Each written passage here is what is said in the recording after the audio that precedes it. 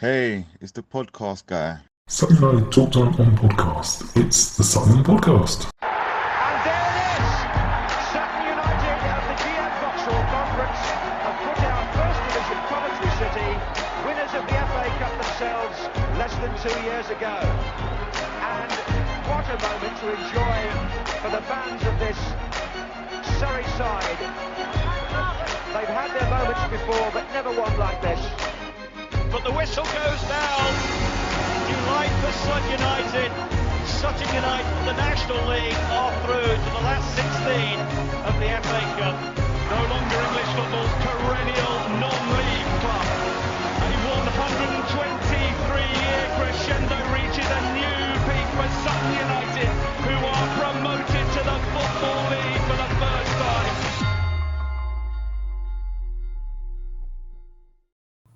Hello and welcome to another episode of Sutton United Talk Time on podcast. I'm not sure why I clapped my hands when I said that, but it's the Sutton Podcast in association with Lucky Star Gin. I'm your host Mike, and with me on our panel today we have Paul and Paul.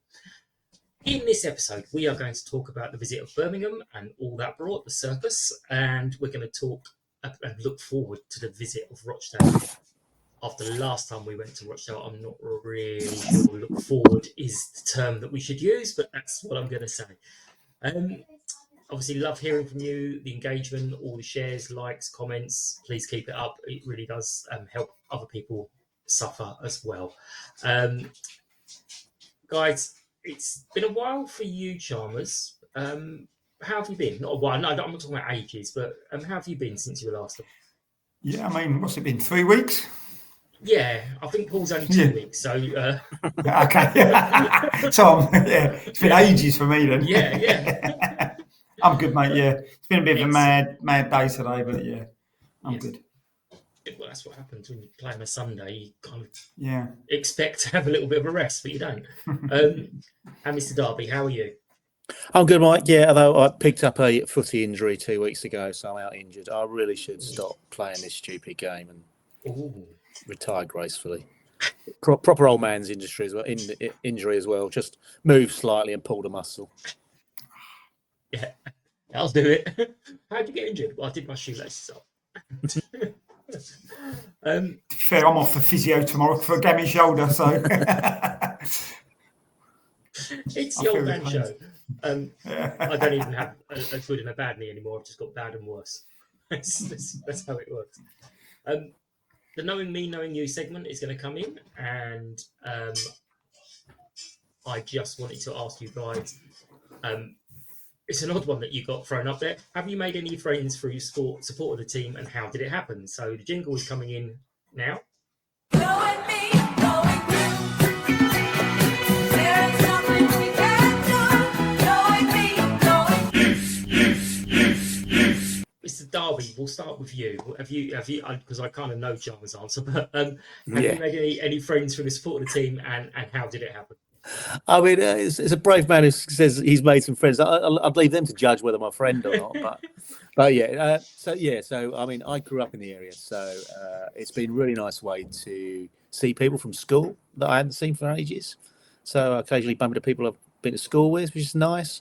People through the pod, definitely through saying hello to people that I've never met before, but through the pod I have. Other means, it's quite funny. So I remember a shout out to Rob, and me and Rob walk our dogs, and then one day we realised we were both wearing Sutton United tops. So now we occasionally have a pint, and in fact we've got the games together and stuff. So that was a nice way of meeting people. And I have brought people to games as well. So in fact I was there with 2 Chelsea scumbags yesterday, and dragged them to the game. So it's proper community club, isn't it? And you can I think the crowd size is just a nice size that you'll always have someone to speak to there and bump into and stuff like that. So yeah, I like to call many of them friends. Perfect.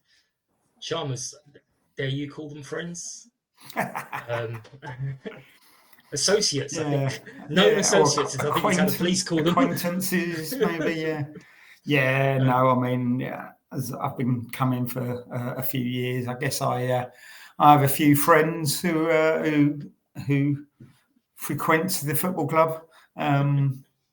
I think I saw something on Facebook the other day that there's, I think it's Dan. Me and Dan, not that I use it a huge amount anymore. I think we've got something like 100 mutual friends. Yeah. So most of those are probably football related, not necessarily all Sutton, but Yeah.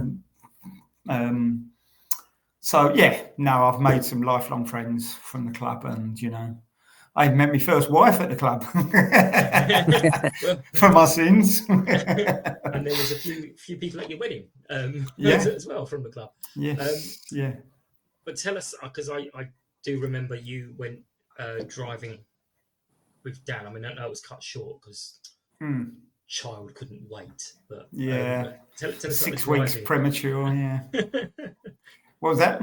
Tell us about the driving. It was Kazakhstan, was it? Yeah, so 2009.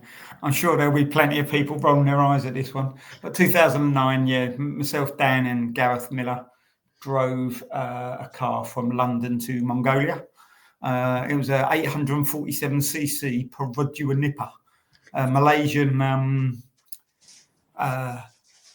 I don't know how to describe it, but it was made of. It was almost an armoured car. To be fair, soon as I managed to drive it off the road at one point, which they like to remind people of, falling asleep at the wheel.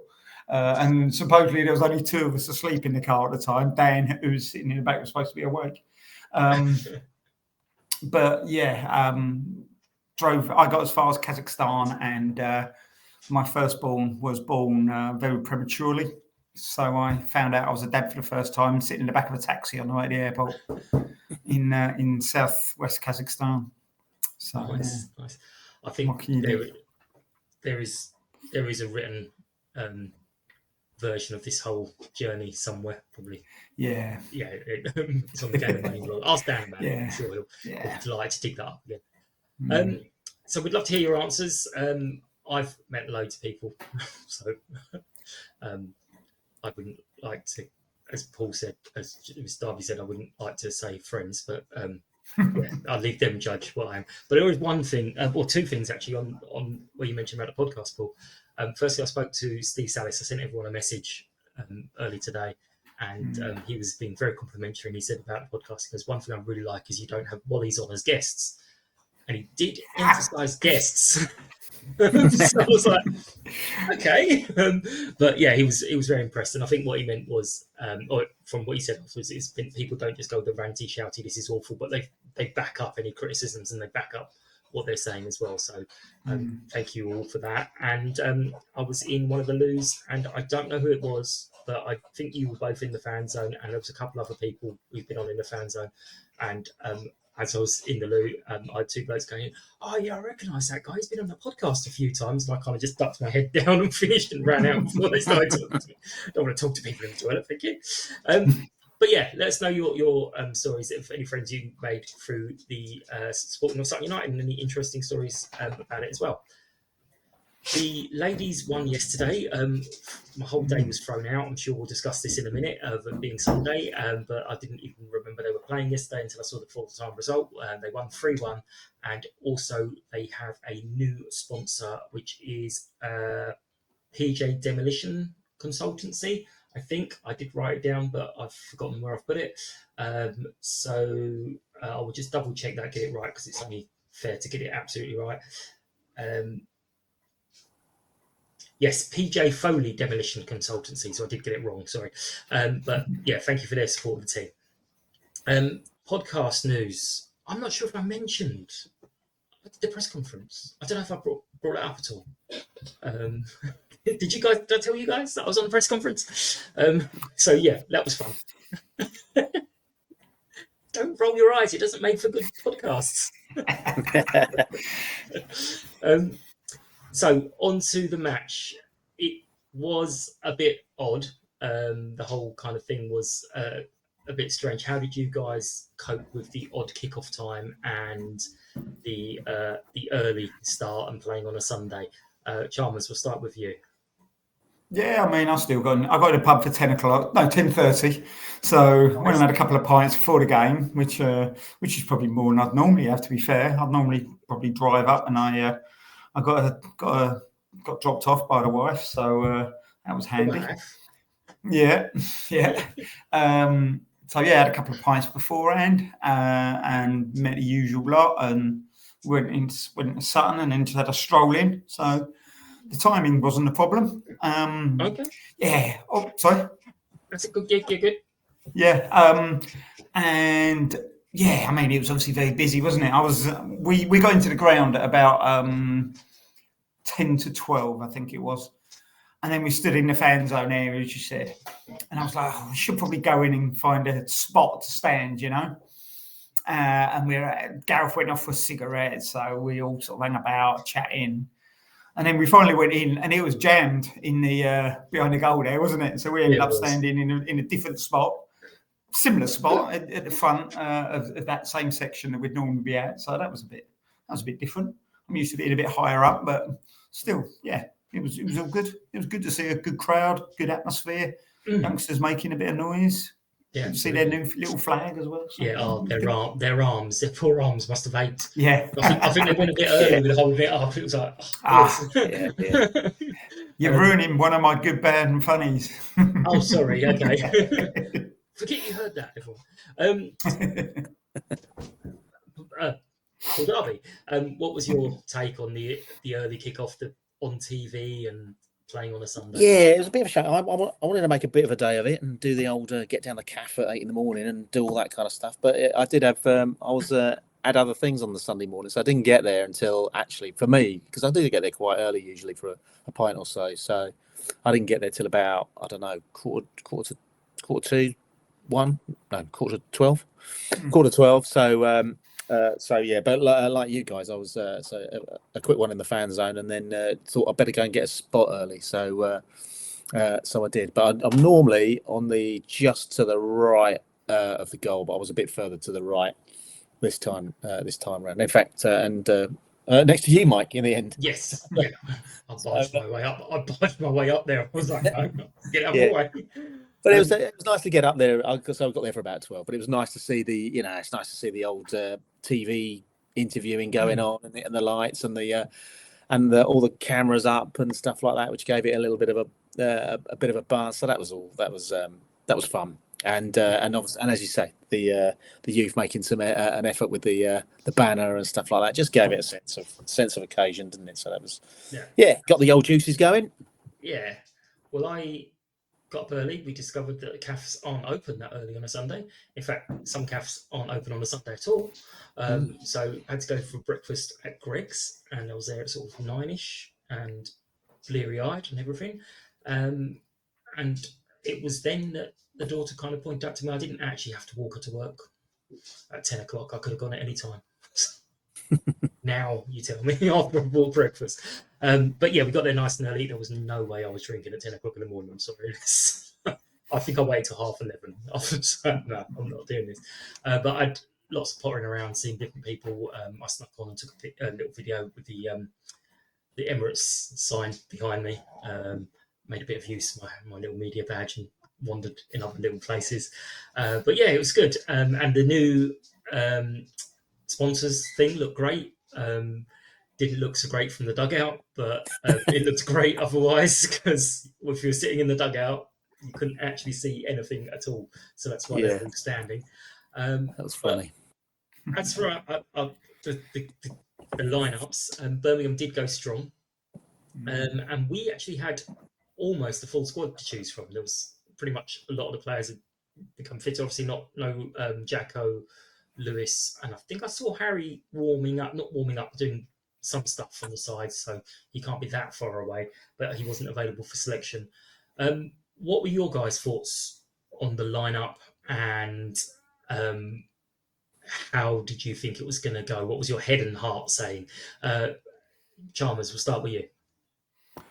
I was quite happy with our lineup. It looked from the start, it looked like we were going to play three at the back, which we did.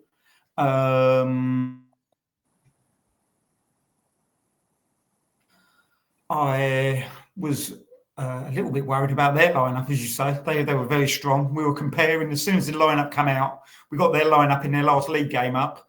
And I think it was something like 7 or 8 of the players who played against Mansfield, I think it was starting. So my thoughts were, oh my God, we're going to get battered. So yeah, that was my initial concerns, my initial thoughts. But I'm a bit of a pessimist, so it doesn't help. Tiny bit, yeah.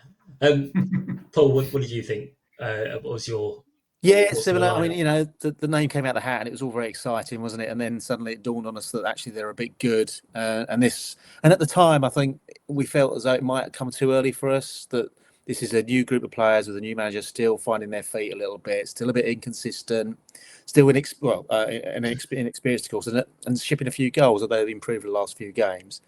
So it was a little bit of wariness, and then you start reading up on Birmingham a little bit, and then it was that whole piece about them outspending Man City and 15 million on Stansfield, the under-21 guy, and that kind of thing. And then you're thinking, oh blimey, and then that lineup come out, and then I went the guy on the Birmingham forum. There was a guy on the Birmingham forum who just wrote Davis chooses violence, which obviously implying, you know, that we're in for an absolute pummeling, and the next 20 posts were all about them beating us 5-6-7-0. And to be honest, I was thinking it could well be.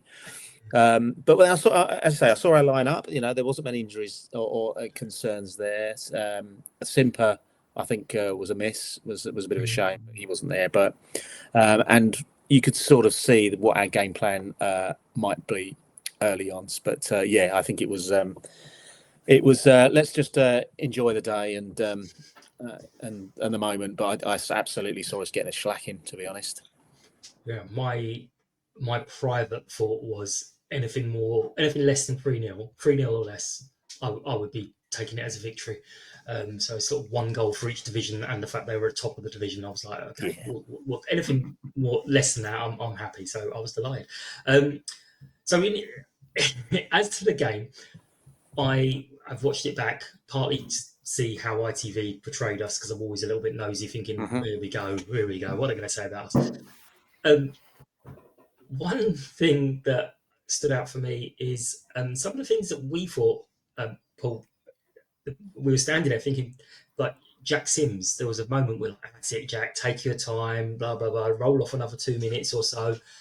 Weren't that long at all. Even the penalty, it was like the 9th minute. I was sure it was later into the half than that. So not the penalty, the penalty shout. I was sure it was later into the half. So yeah, there's a lot of things that we were watching, just going, oh God, how long? And it was a lot quicker than I thought. But Paul Darby, we'll start with you. What did you make of, and have you watched back and revised your decision, the early penalty shout? So that's the one they had with about 3 feet in the area. Yeah. I mean, it was definitely in the area, wasn't it? I mean, we thought it was where we were. We had a terrible view, so we thought it was. Initially, I thought, actually, was it a penalty or a free kick at all? But I've had another look at it, and I think the view that persuaded me it was a free kick or a penalty, whatever you choose, was the pitch side view angle of it. And I think for me, I think it was, and it was clearly a penalty. But them's the breaks, huh? No, absolutely. Chalmers, what did you think at the time, and have you watched it back and revised your decision? Yeah, I wasn't sure at the time. It did look like it was in the box. That you know, that something could happen. He went over in the box, and they were protesting quite a bit. So yeah, I wasn't 100%. But yeah, I've watched some of it back as well. I fast forwarded through a lot of it. But I'm not sure what they saw for a free kick. What Yeah, I don't think there was anything outside the box that could have justified a free kick. I think I've got it, because I think Dan said it when I retweeted, going, it looked bad when in the ground, but it looks worse now. And also, Civvy got booked. And it was like, hang on, how could you mix up Charlie Waller, who did the foul, with Civvy? Wasn't it a bit later he got the booking? I didn't think he got the booking. He got booked then, because what it was is actually before the penalty chance. Him and the their winger were having a real battle. Their winger gone past him, and he pulled it back.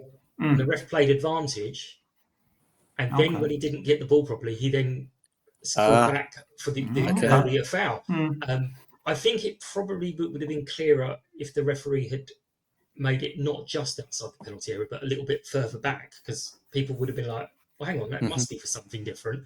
I think he tried to make it clear by putting the card up to Civi, but I think the Birmingham players were complaining because they're like, well, hang on, if you're playing the advantage, the ball dropped to Stansfield, who then slotted it home. Well, surely a penalty is a bit of an advantage to the free kick. I mean, I can't understand why. So I still don't know why he didn't give it or allow the advantage. But as you said earlier, Paul, him's the breaks. But what did you think of our performance, Charners? I mean, certainly first half, very disciplined.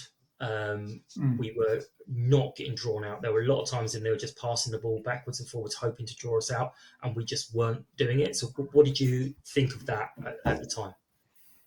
Yeah, I mean, I thought we were a few times. I thought our defence was sitting quite high and our midfield was sitting quite deep. So it was all really tight and really congested. They almost didn't want to. We didn't want to let them get in between us and try and break through. So I was quite happy. Yeah, I was quite impressed with the discipline. I was quite impressed with the way we were playing it at that point. I thought we. It was a case of, I don't know if hang on's the right word, but just try and neutralise the game a little bit and try and give ourselves a chance later in the game. Don't lose the game before we've had a chance to win the game, so to speak. Yeah. And Paul? Yeah, we were really compact, weren't we? Choked the game. Looked really organised. I mean, it just looked absolutely. Everyone looked like they knew what they were up to, knew what their job was, defended really well, and executed the plan well. To use management speak, I thought we did what we wanted to do. It was just, but we gave ourselves there was no out really, was there? So we get the ball and then we just have to. There was no options. So out it came, and as the game was going on, it seemed like we were getting a bit deeper and deeper. But yeah, I mean, it's that's a League One team with some big money players in there, and we've given them half a sniff, haven't we? Really? Yeah. Apart from a goal, of course, but we have limited their chances. So exactly. Yeah, I thought we looked really good. Yeah, it did make me think of a possible rule change for the FA Cup. Make it liven up a bit. One extra player per division between you, so we could have had 2 extra players. That would liven things up, wouldn't it? No, it's a knockout, right? Yeah, why not? They make up rules as they go along. Why can't we? Well, you were saying about no outlet going forward, though. Davis was, I think, ended up pulling so deep as well, didn't he? As our only man go up front, really.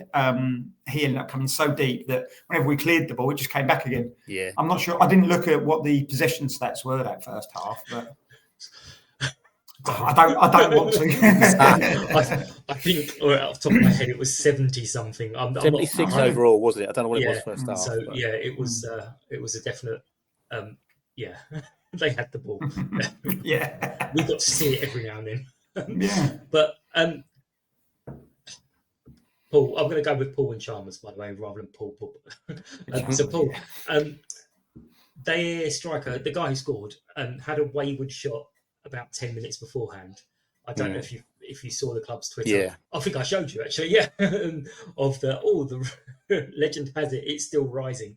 And then 10 minutes later, he scores a scruffy goal. So it's like, oh, great. But it was a scruffy goal. It was one that they're going to be a bit disappointed with. It wasn't sort of worldy or anything like that. How were you feeling at that point? Were you a bit aggrieved? I mean, Jack Sims, if you watch the replay, he was fuming with himself. But Paul, what do you think?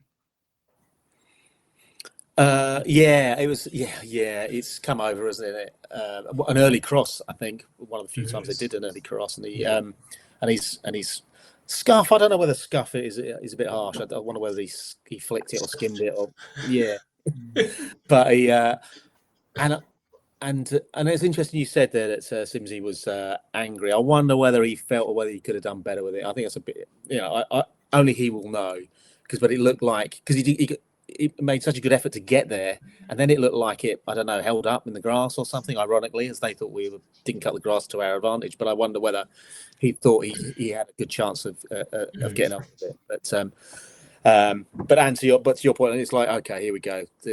the floodgates might open here. But no, they did. They carried on the game plan, and as it remains. So it was it was disappointing when it went in and the way it went in, and you don't mind if it's as you say just a proper League One classy goal, but it was something that they look back on and thought might have done better with. But yeah, I did hear that he was asking, should he have done better, and everyone's going, Jack, just leave it. It's one of those things. You can't save everything.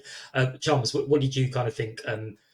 What did you think it's a scruffy goal? Come on, be on my side. It was, wasn't it? It was really. I mean, I don't know if did we switch off a little bit, and It was there was the throw, and I think we'd switched off of their player being offside, but obviously it's a throw. He had a bit of time to have a look what he was doing with it. So, Jack wasn't in the wrong. I wouldn't have said in any way. I think he had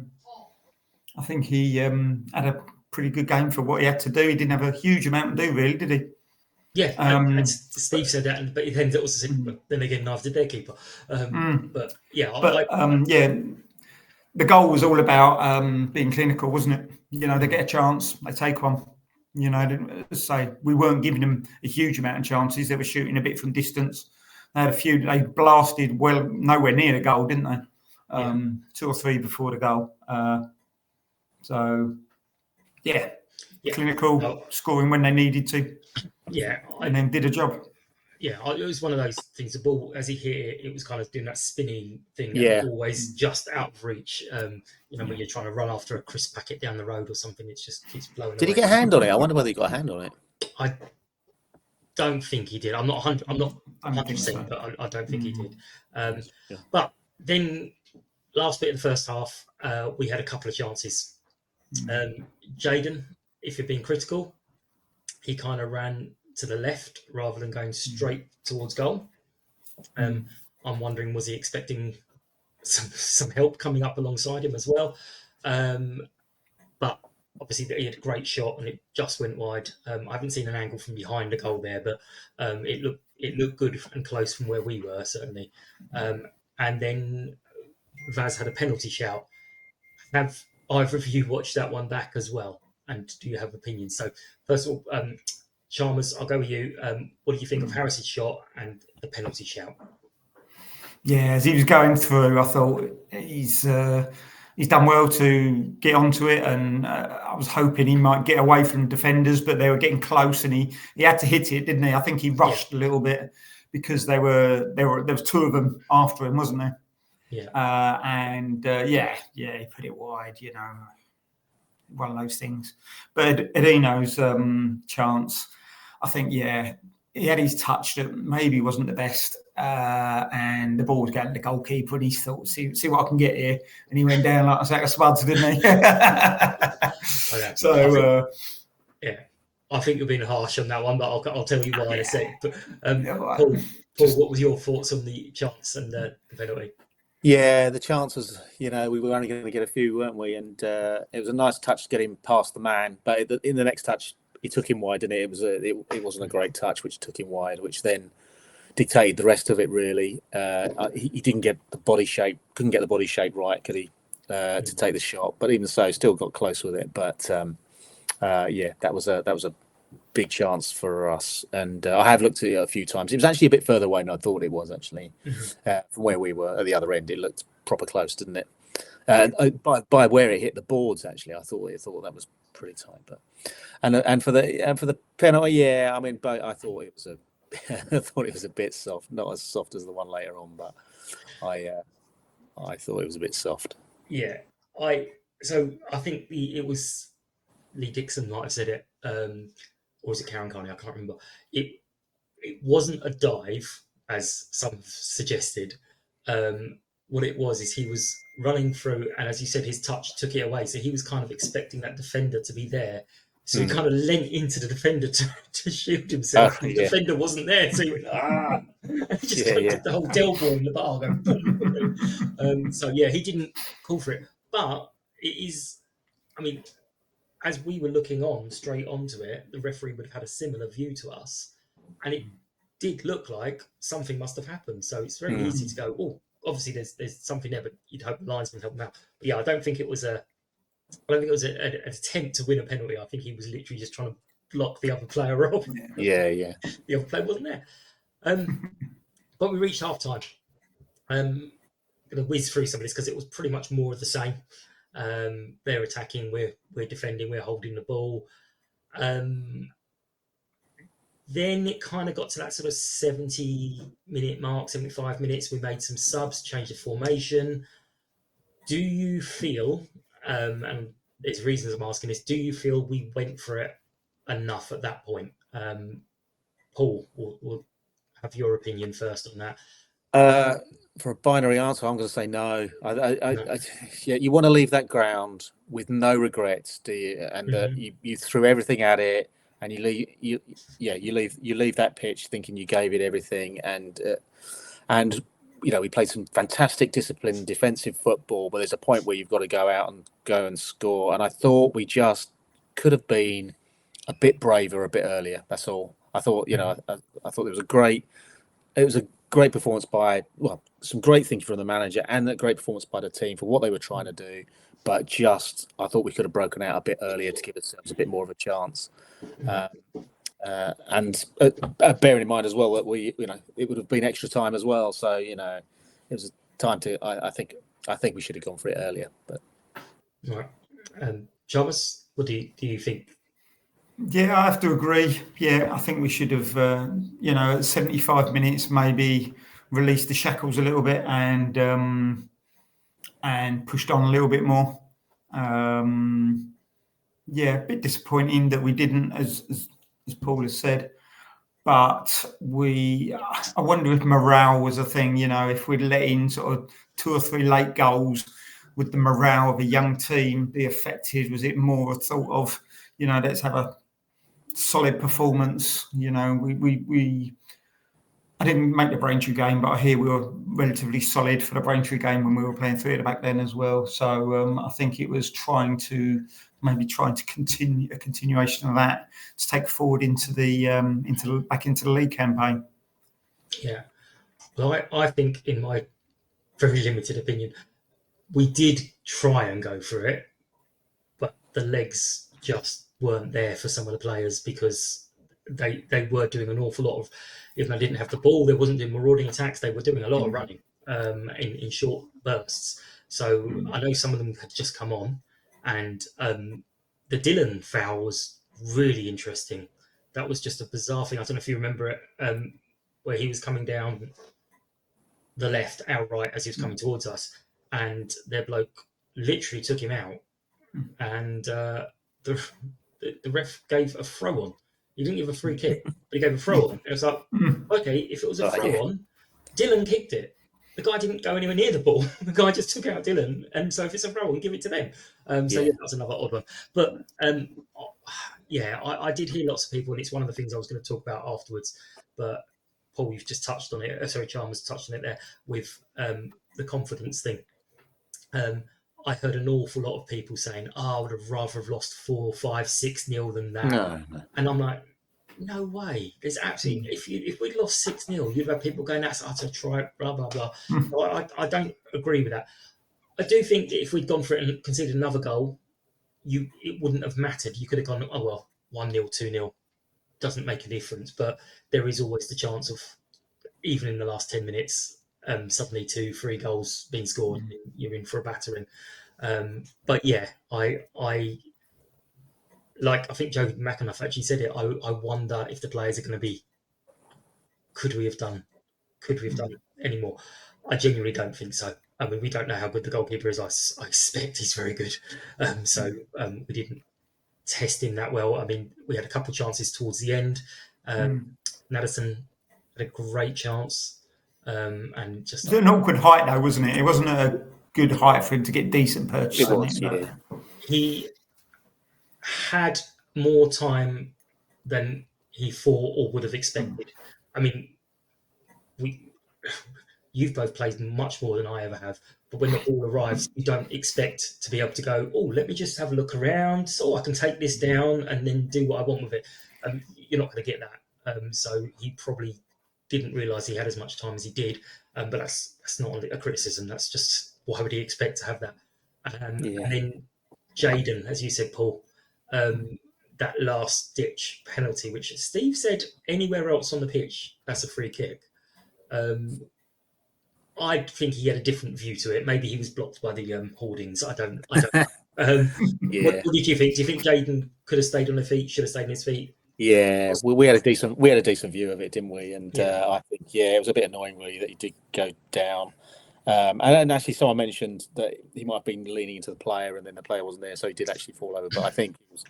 But there was someone in the box, and actually he'd beaten his man, and to the point because he actually got the crossover on the floor as well to some extent, didn't he? But I thought that the decision making on that could have been better. But it's in the moment, isn't it? And to your point, Mike, they might have been knackered. You know? Yeah. I mean, you could. Again, it's the speed of thought. You can't do all this, but you could think, well, if you had stayed on your feet and you got the ball, chances are you would have been fouled. But I think again, he went in expecting a bit of a shoulder. Yeah, and I think so. Yeah, it wasn't there, so he went down as well. Chalmers, what did you think of that late shout for a penalty? Yeah, I don't remember it that well, to be honest with you. I'll be honest with you. Expectation, I think. Yeah, I think so. I don't think I thought it was a penalty though. Yeah. From what I remember, I didn't think it was a penalty. It was a. But we'll be lucky to get that. But I mean, the referee did make some strange decisions, so maybe there was a little bit of optimism. But yeah, the decisions were both ways. I mean, I know we always look and go, "Oh, that's terrible from our point of view," but it was both ways. It was just odd decision making, or even on their penalty. Potentially, if it was for the earlier foul, it might have been the right decision, but the way he was conveying it was just very confusing to everyone. But we'll see. Yeah. But anyway, I think it's going to be a confidence boost. I think some of the players might regret the performance they did because Steve and Anthony and the rest might say, well, I can see what you did against Birmingham. So now that's the expectation I have for your defensive work every week. So that's the bar now, guys. You've got to stick to it. Do you think the players would have learned a lot? And in your opinion, should they be proud of themselves? Chalmers, we'll start with you. Proud of themselves. Yeah, I mean, we've got to take the positives from it. Going forward, we've got to be positive, haven't we? We need to see. It's no good looking at any negatives. Oh, if only we'd done this too much. If only we'd done that, you know. But being positive, we have kept some very good quality players quiet in the main. We've not given them a huge amount of chances, as I said before. And defensively, it's something that has needed to improve this season. And in the last two games, we have been defensively a lot more solid. So going forward, if we can keep up that solidity and you know, Will Davis has scored a few goals, Josh has scored a few goals. Only you score more than the opposition, didn't you? Yeah, so let's hope there is definitely some positivity in it, and I think they should be proud of the the job that Steve asked them to do. They've produced on the game plan, and I think that's what they've got to be proud of. Yeah. Paul. Yeah, I can't add to that really. Exactly what Paul said. Yeah, they executed that game plan. I mean, how much they would have to use that game plan going forward is a different matter, isn't it? But they can show that they can defend against and play like they did against a good quality opposition, and they should absolutely take confidence from that and take it into the league form. Yeah. I mean, it wasn't long ago. I think the game that sticks out for me was the Oldham game where we lost 3-1, didn't we, at home, and just some real awful defensive, just free headers in the box, and just it was awful. And actually, the last few games, that's all tightened up, and you can see it clicking, and that will be an absolute, a real confidence booster. I think they should be proud of themselves. Absolutely. Yeah, the three at the back I thought worked quite well. Sorry, Mike. I thought the three at the back worked quite well. Yeah. Although we did go to four at the back last 10-15, didn't we? Yeah. But the three at the back worked well, and Alex Kirk was just controlling everything, wasn't he? Yeah. He does look good. I'm really impressed with what we've seen from him. Yeah. He's quiet but efficient, and he's doing what he needs to. Charlie had a good game. I did wonder with the going for it. could we have not just went, no, we're sticking with 3 at the back, but we're going to push Josh Yeah, up and go 5 across the middle. But yeah, I would have liked that's to see why I that. pay But to watch football. they did their homework on Josh as well, didn't they? They knew he was our Yeah. danger man, and he didn't have much space. And when he did get the ball, there was 2 or 3 of them right on him. So I think he battled well. I think one thing Birmingham will regret quite a lot for the rest of the season is the amount of complaints that they had about the grass. Is just telling every other team in League One that grow your grass along. Birmingham can't play on long grass. So it's like, why would you make such a fuss over that? But anyway, we're going to go and finish this one, and we're going to talk about the good, the bad, and the funny.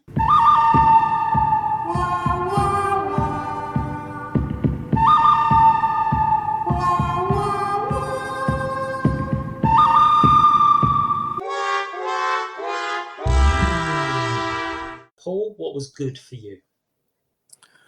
Oh, The whole, good. The whole day on the pitch, whatever you want to choose. Okay, yeah. The good was, I think we'll go with the overall defensive performance. Yeah. Perfect. Chalmers? Yeah, I think that's what I was going to say. You can have this. No, I'll think of something.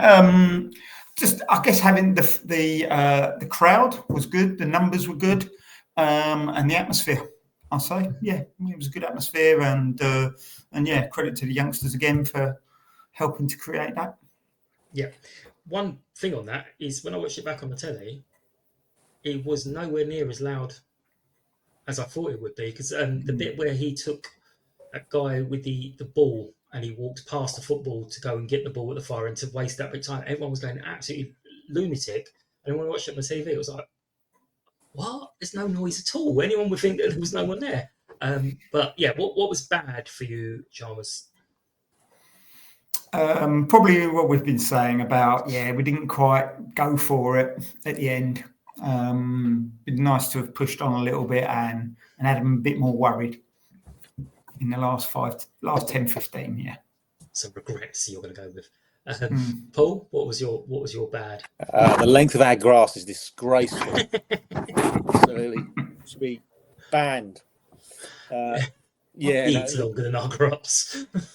Bad. I'm going to give the Birmingham fans a bit of stick. I thought they were the quietest fans that we've seen down there for ages, and I appreciate they're down there in the first place. Fair play to them for going.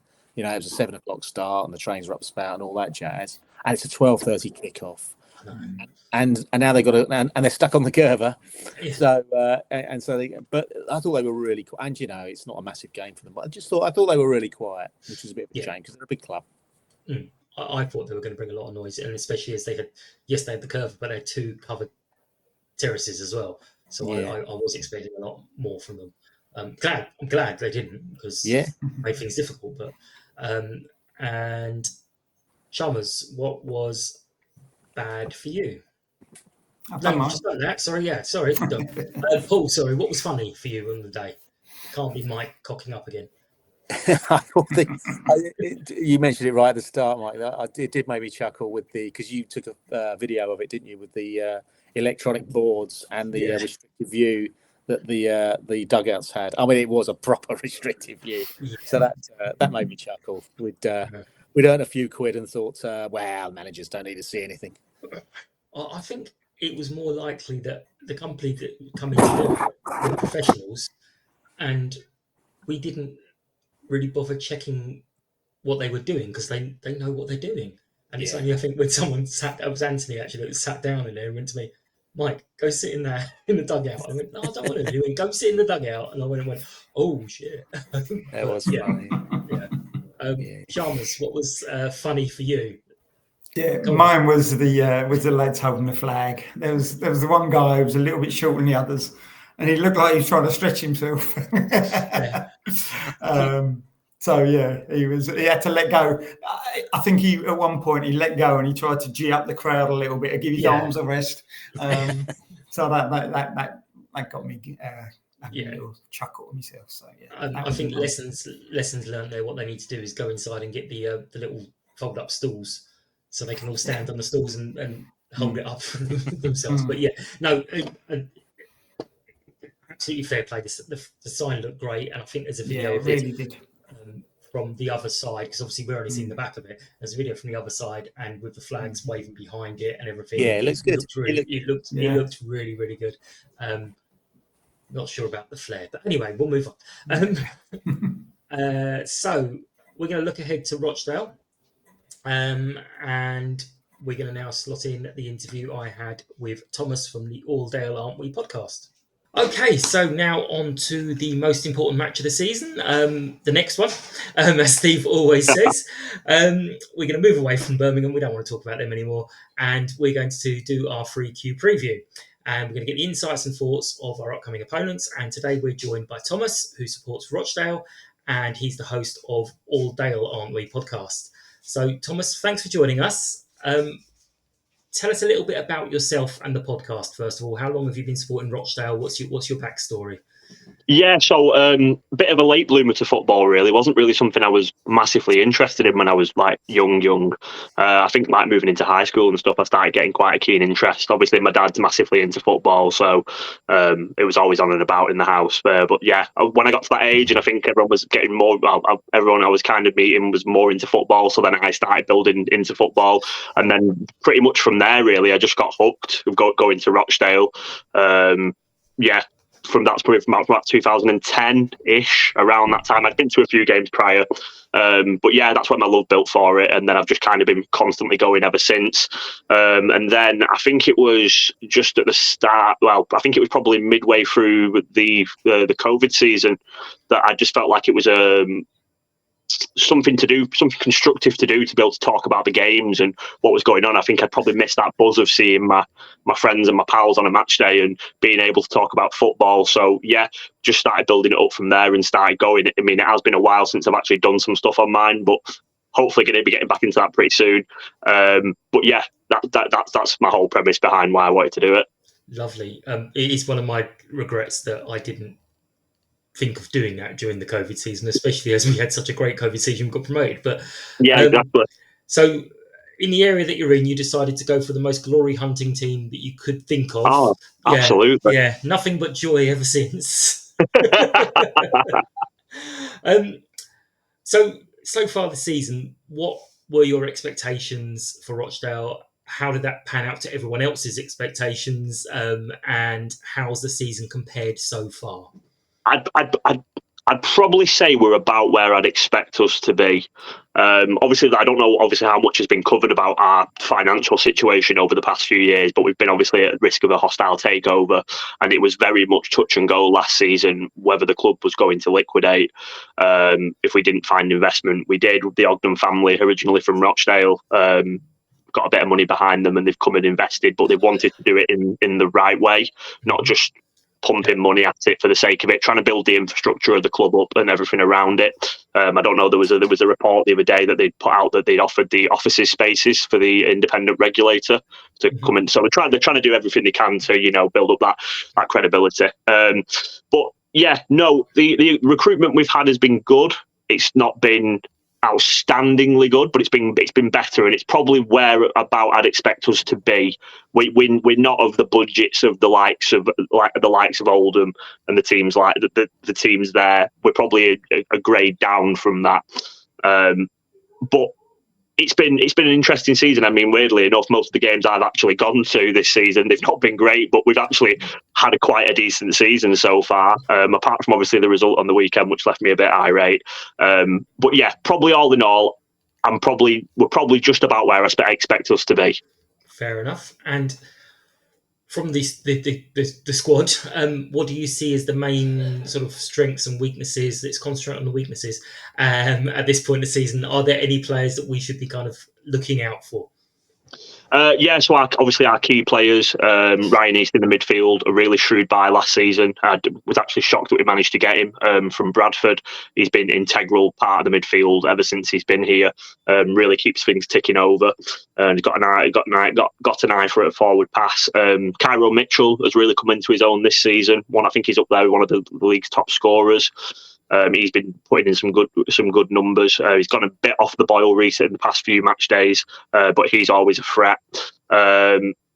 And I think we're just going through a little bit of a slump at the moment. A few injuries have caught up with us. Had to bring a couple of players in on loan to kind of cover. I think I'd probably say our biggest weakness is we're trying to do what everybody does now. We're trying to play that systematic football to the death. And obviously, at this level, as I'm sure you're aware, you don't always have the personnel to be doing it. But obviously, we are insistent on playing that way, and I think sometimes it can be our biggest downfall that we will just give away cheap goals from playing like that. I mean, I don't know. I've not watched Sutton for a little while, and I don't mean to sound it in a bad way, but is it still quite a Route One kind of football? No. We've done the same. Yeah. Lots of passes, and lots of shouts on the sidelines. Get it forward. But no, listen. When we have all of our personnel fit, we've been able to play that system quite well. I just think there has to be some tinkering and adjustment at the moment because we're a little bit out of form. It's not all aligning as it has been doing up to now, and I think sometimes you've just got to have a bit of a plan B at points than just constantly stick to your guns. I could be wrong. I could be very wrong. But sometimes it can be slightly infuriating to watch. Yeah, no, we know. So, with a similar style, then it sounds like. How do you see the match going against Sutton? What are the main sort of factors? Is it going to be tippy-tappy football away, or do you think one of the team's going to crack and just go just lump it? I think it'll be tippy-tappy all the way. I mean, I don't know how the game's going to pan out so much. Most of the teams that I've seen come up to Dale this season that have managed to get a positive result have almost sat back off us and allowed us to make those mistakes, allowed us to catch us on the break. But if you've got the similar style of us and you want to go for it, I think it's got the makings of a good game if both teams are going for it. So yeah, listen, I want to see an exciting contest. I want to see both teams going for it. I want to see plenty of goals and plenty of chances. I'm gonna. I don't know if you want a prediction as such. Oh, I do. I'm going to just go for it. I'm going to say Dale might sneak it 2-1. Okay. Well, 2-1 is better than we got up with your place last time the season you got relegated. I think you were already relegated. Yeah, we were. We got 4-2 battering. And also you're out for a little revenge, as you said, from the weekend for South London. But you can't hold us responsible for Bromley. We don't even like them. So that's not our fault. Thomas, thank you so much. Guys, go listen to the All Dale Aren't We podcast when you get some new stuff on there. Follow on Twitter. We're looking forward to a good match. I'm obviously not going to choose that score. I'm going to go with a different one, but I'll let the guys know when I've tried to work it out. But thank you very much and take care. We'll see you soon. Good luck for most of the season. Brilliant. Thank you very much, Rowan. How are you guys looking forward to the Rochdale game? Considering the last time we were up there, and I didn't actually check the league table. They're doing all right. They're doing all right, aren't they? Yeah. He seemed quite comfortable with what they're doing. So, Mr. Darby, what are you expecting from the game? How do you see it going, and what are you hoping for from the trip? Yeah, to kick on. Absolutely. Yeah, we've shown that we should be scared of anyone, and we can take on any team in this league.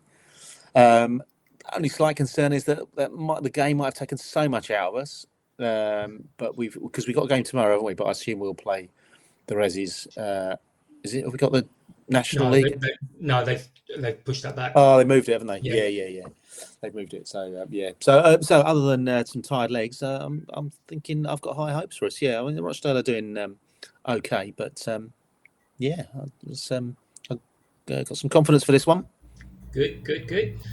Chalmers, were you at the last one? Did you go? I was. Yeah, 4-1 defeat, wasn't it? Oh yeah. Yeah. I think. Yeah. I'd never been, so I went, and I didn't last the 90 minutes, unfortunately. It was it was at the end of a long season, wasn't it? Yeah. I believe the rule was invoked, wasn't it? And you all I think it was. It was. Yeah. Unfortunately. Defensively, I mean, they conceded 4 against Bromley, was it? Going out the cup on Saturday. So For extra looks like they time, could. That was extra time. Oh, that's good. Then that I think so. Oh, yeah. tired them out a bit. I think it was extra. Yeah. So maybe I don't know a huge amount about them, to be honest with you. What they've been doing. I've not really looked at a table or anything, so I don't know how good their home form is. But if they're scoring and also conceding, it could well be another high scoring game. Well, yeah, he said they're playing the type of football that all teams try and play now, and tippy tappy football and all the rest of it. And I said, oh yeah, because he was thinking we still play the same direct football. And I went, oh no, we're kind of going with that as well. But then he said something very interesting. He said, oh, well, okay, that would be quite good as long as you're not going to try and hit us on the break or anything like that. And I was like, oh, yeah, we do that as well. So, yeah, it could be one of those great games, but he didn't. He wasn't sure. He's going for a win to them, but we'll go for a win for us. You'd expect, yeah. Yeah, I haven't updated the league this week. Loads of people went for a Sutton loss. No one went for a 1-0 loss, but a couple of people did have us lose to 0, so they'll get some points for the goal scorer, lack of goal scorer. But do join in. It's on all the socials. I will bore you to death every week with the socials. I'm proud of my videos. I like making them, and I feel like I'm a proper content creator. But early predictions, okay, same rules apply. You can enter as many times. You don't have to stick with this prediction. You can try and bluff and double bluff each other. But Paul, what is your early prediction for the game? Yeah, I've got to back my initial comment up, haven't I? I think at the risk that we might fall flat after that Saturday, but I think I'll go for a 2-1 win. 2-1. Chalmers? Yeah, pessimist in me a little bit. Makes me think it could be a 2-2. 2-2? Yeah. Well, I'm going to go 0-2. So we win 2-0. Yeah, we're going to keep a clean sheet. Are you changing your score every week now? Are you sticking to 2-0 until we get a 2-0? No, I'm not doing that. I'm desperately trying not to get something like that. So yeah, I've just decided 2-0. Don't know why it's not based on anything, so it won't happen. But thank you very much, gents. We're going to wrap up this episode of Sutton Podcast. As always, we appreciate everyone's attention and feedback. Get involved in the Knowing Me, Knowing You segment. Have you made any friends because of Sutton United, and how did that come about? Follow, like, share this episode of Sutton Podcast. Subscribe on all the channels. Subscribe on YouTube with the thumbs up. Yay! And next time we are back with Mark and George, and we'll be talking all things Rochdale and looking forward to Maidenhead, I want to say. So it might be, I can't remember. But as always, thank you to our sponsors, Lucky Star Gin. Big thank you to my guests today, Paul, and thank you to everyone listening. Hope you've enjoyed this episode, and take care. We will catch up soon. Bye-bye.